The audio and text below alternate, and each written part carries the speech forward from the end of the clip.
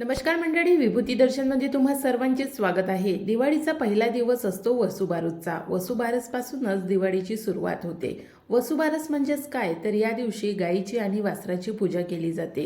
वसुबारसचा दिवस हा प्रत्येकासाठी खूप महत्त्वाचा आहे। विशेष करून जे शेतकरी आहेत, ज्यांच्याकडे वसू आहेत म्हणजेच गायी आहेत, वासरं आहेत, त्यांच्यासाठी खूप महत्त्वाचा आहे। वसुबारसला गोत्सव द्वादशी किंवा गुरुद्वादशी म्हणून सुद्धा ओळखलं जाते आणि या दिवशी रमा एकादशीचं व्रत केल्या जाते। आता हे व्रत कोणी करावं, कसं करावं, या व्रताचे फायदे काय आहेत आणि वसुबारसचं पूजन कसं करावं, केव्हा करावं, मुहूर्त काय आहे, विधी काय आहे आणि कोणत्या पद्धतीनुसार हे पूजन केल्या जाते, याची संपूर्ण माहिती आजच्या व्हिडिओमध्ये जाणून घेणार आहोत। त्यामुळे व्हिडिओ शेवटपर्यंत बघा। सोबतच पूजनाचे महत्त्व आणि नियम सुद्धा जाणून घेऊया।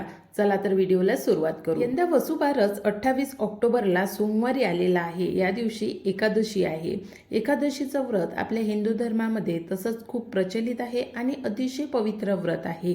म्हणून या दिवशी व्रत करावं, उपवास करावा आणि विधिवतपणे या दिवसापासूनच दिवाळीची सुरुवात होते। तर वसुबारस पूजनापासून दिवाळीची सुरुवात करावी। भारत हा कृषीप्रधान देश आहे, त्यामुळे आपल्या भारतामध्ये वेगवेगळे सण साजरे होतात। गायी, बैल, शेळ्या, मेंढ्यांपासून सर्व जनावरांचं पूजन कोणत्या ना कोणत्या सणातिवाराला केलं जाते। त्याच पद्धतीने वसुबारसच्या दिवशी गायीचं आणि वासराचं पूजन केले जाते आणि तसंही भारतीय संस्कृतीमध्ये गायीला मातेचा दर्जा दिलेला आहे। गायीच्या पोटामध्ये 33 कोटी देवतेंचा वास असतो, म्हणून गायीचं पूजन हिंदू धर्मामध्ये खूप पवित्र मानलेलं आहे। आपल्या हिंदू धर्मामध्ये जेवढेही सण आहेत, खूप वैशिष्ट्यपूर्ण सण आहेत। याआधी बैलांचं पूजन बैलपोळ्याला झालेलं आहे आणि आता दिवाळी या दिवसामध्ये गायीचं पूजन होणार आहे। तर गायीचं पूजन करण्याची एक पद्धत असते। ती पद्धत कोणती आहे तर पुढे व्हिडिओमध्ये जाणूनच घेणार आहोत। पण गायीचं पूजन का केलं जाते यामागे कोणत्याही प्रकारचं कारण नाही, तर फक्त आध्यात्मिक कारण आहे। कारण गायीला आपण मातेचा दर्जा दिलेलाच आहे आणि ती पूजनीय आहे। आपण तिचं दूध खातो, दही खातो, तूप खातो, लोणी खातो, वेगवेगळे पदार्थ तिच्या दुधापासून बनवलेले आपण खातो। त्याबद्दलची एक कृतज्ञता म्हणून आपण गायीची पूजा द्वादशी तिथीवर करतो।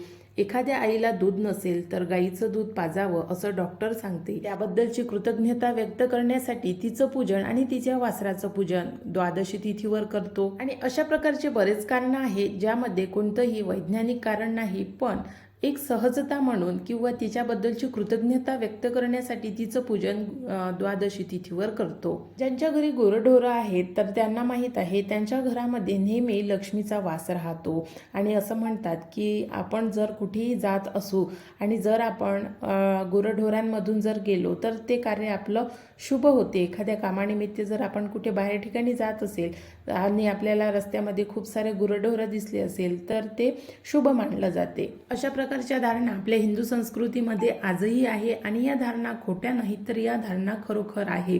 त्यामुळं वसुबारसच्या दिवशी प्रत्येकाने गायीचं पूजन करावं आणि वासराचं पूजन करावं। बऱ्याच जणांना गायी आणि वासरं पूजनासाठी भेटत नाही, कारण आजकाल खूप जणांच्या घरी गायी वासरं नाहीत। पण ज्यांच्या घरी गायी वासरं आहे त्यांच्याकडे जाऊन बघा, खूप प्रसन्नता असते। मग ज्यांच्याकडे गायी वासरं नाही, अशा लोकांनी सर्वात आधी पहिले गायी वासरं शोधावे की आपल्या आजूबाजूला कुठे गायी वासरं आहेत का आणि तिथे जाऊन पूजन करावं।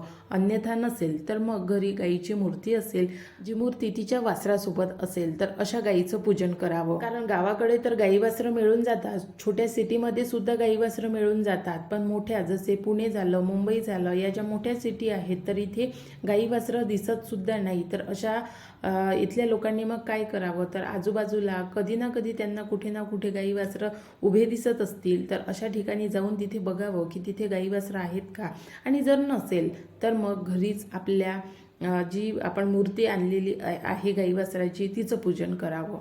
मग हे पूजन कसं करावं, कोणी करावं, तर हे पूजन स्त्रियांनी आणि पुरुषांनी दोघांनीही करावं। मुलींनी केलं तरी चालेल। या दिवशी व्रत करावं, म्हणजेच ज्या दिवशी वसुबारस आहे त्या दिवशी व्रत करावं। वसुबारस यंदा सोमवारी 28 तारखेला आलेला आहे, तर या दिवशी सौभाग्यवतींनी सुद्धा व्रत करावं, पुरुषांनी सुद्धा व्रत करावं आणि मुलींनी सुद्धा व्रत करावं। घरातील कोणत्याही व्यक्तीने व्रत केलं तर चालेल, पण घरात जर पती पत्नी असेल आणि त्यांना व्रत ठेवायची आवड असेल तर अशा लोकांनी अवश्य व्रत ठेवावं। आणि आपल्याला माहित आहे, प्रत्येक घरामध्ये चतुर्थीचं व्रत असो, एकादशीचं असो, कोणत्याही महिन्यातले उपवास असो, तर त्या फक्त स्त्रिया करतात, घरातील इतर मंडळी करत नाही। तर सौभाग्यवतींसोबत पुरुषांनी सुद्धा हे व्रत ठेवलं तर त्यांना जास्त फायदा होतो. मग वसुबारसच्या दिवशी दिवसभर व्रत करावं आणि संध्याकाळच्या वेळी गाईची पूजा करावी. छान सकाळी अंगणामध्ये रांगोळी टाकावी आणि गाईचं शेण ठेवावं आणि त्या शेणाची सुद्धा पूजा करावी. बऱ्याच घरांमध्ये अशा पद्धतीची पूजा केली जाते आणि आपण सुद्धा ही पूजा करावी.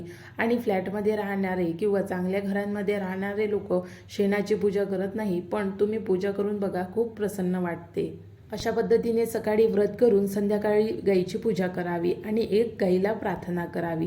हे सर्वात्मक व सर्व देवांनी अलंकृत अशा नंदिनी माते, तू माझे मनोरथ सफल कर. आणि गाईला हळद कुंकू वाहून अक्षदा वाहाव्यात, तिचे पाय धुवावे आणि त्यानंतर तिच्यासाठी जो नैवेद्य बनवलेला आहे, बरेच लोक या दिवशी ज्यांच्या घरी गाई असेल, वासरं असेल, ते लोक गाईसाठी पुरणपोळीचा नैवेद्य बनवतात.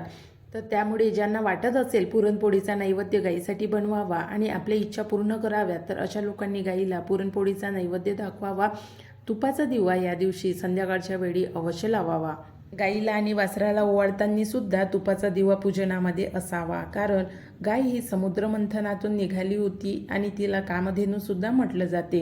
म्हणून गाय ही सर्व इच्छा पूर्ण करणारी आहे. त्यामुळे तुपाचा दिवा लावावा, कारण तुपाचा दिवा लावल्याने आपल्या घरामध्ये समृद्धी येते, बरकत येते असं मानलं जाते. आणि हिंदू धर्मामध्ये तुपाच्या दिव्याला खूप महत्त्व आहे. गाईचं आपण दूध खातो, लोणी खातो, ताक खातो, तूप खातो, पण गाईसाठीच तुपाचा दिवा लावत नाही, तर हे अयोग्य आहे. म्हणून या दिवशी तुपाचा दिवा लावूनच गाईला ओवाळावं. आणि तसंही जर बघितलं तर गाईपासून मिळणारं शेण, गोमूत्र, दूध किंवा इतर कोणत्याही वस्तू, विशेष करून गाईचा आशीर्वाद हा सात्विक आहे, पण तो खूप महत्त्वाचा आहे, खूप पवित्र आहे. म्हणून अतिशय चांगल्या पद्धतीने विधिवतपूर्ण या दिवशी गाईची पूजा करावी. या दिवशी गाईला विशेष करून सात्विक नैवेद्यच दाखवावा. ज्यांना वाटत नसेल की या दिवशी गाईसाठी पुरणपोळीचा नैवेद्य बनवावा, तर अशा लोकांनी गाईला दही भात, ज्वारीच्या किंवा बाजरीच्या घुगऱ्या याचा सुद्धा नैवेद्य दाखवला आणि त्यावर गुळाचा खडा, तर तुम्हाला त्याचा सुद्धा चांगला फायदा होतो. गाईला किंवा कोणत्याही मूक जनावराला तळलेले पदार्थ चारू नये.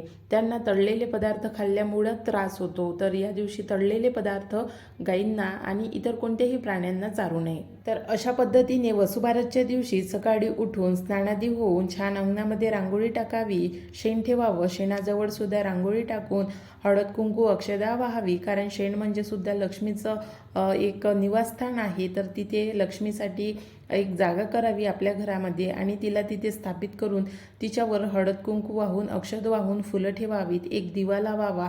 दिवा तेलाचा लावला तरी चालतो. अगरबत्ती लावून त्याला ओवाळावं आणि लक्ष्मीचं रूप म्हणून त्याचं पूजन करावं. या दिवशी गाईची छान आंघोळ घातली जाते, तिच्या वासराची छान आंघोळ घातली जाते आणि तिला सकाळी सुद्धा ओवाळलं जाते आणि संध्याकाळी सुद्धा ओवाळलं जाते. पण हे गावामध्ये केल्या जाते. शहरामध्ये ज्यांच्या घरी गाई नाहीत, ज्यांच्या आजूबाजूला सुद्धा गाई नाहीत, अशा लोकांनी जेव्हा तुम्हाला गाय दिसेल या दिवशी तेव्हाच पूजन संपन्न करून घ्यावं. कारण नंतर जर संध्याकाळी गोरज मुहूर्तावर ज्यावेळी गायीची पूजा करायची आहे त्याच वेळी जर गाय दिसली नाही तर मग काय करावं, तर त्यामुळे तुम्ही सकाळी सुद्धा हे पूजन करू शकता. आणि गावामध्ये गोरज मुहूर्तावर गायीची पूजा केली जाते आणि पूजनाची विधी तुम्हाला सांगितलीच आहे. गायीचे पाय स्वच्छ धुवून म्हणजेच काय, तर तिच्या पायावर पाणी टाकलं जाते, तिला हळद कुंकू अक्षदा लावून तिला ओवाळलं जाते आणि नैवेद्य चारला जातो. आणि सर्वत्र संध्याकाळच्या वेळी आपल्या घरामध्ये आजूबाजूला गोठ्यासहित दिवे लावल्या जाते. अशा पद्धतीने गोसव द्वादशीचं किंवा वसुबारसचं पूजन संपन्न होते. आशा करते तुम्हाला आजचा व्हिडिओ आवडला असेल आणि तुम्ही व्हिडिओ पूर्ण बघितला असेल. व्हिडिओ आवडला असेल तर व्हिडिओला लाईक करून जास्तीत जास्त लोकांपर्यंत शेअर करा. आणि जर तुम्ही चॅनलला अजूनपर्यंत सबस्क्राईब केलं नसेल तर सबस्क्राईब करून बेल आयकनला प्रेस करा. नवीन व्हिडिओमध्ये नवीन माहितीसोबत लवकरच भेटू. आजचा व्हिडिओ बघितल्याबद्दल धन्यवाद.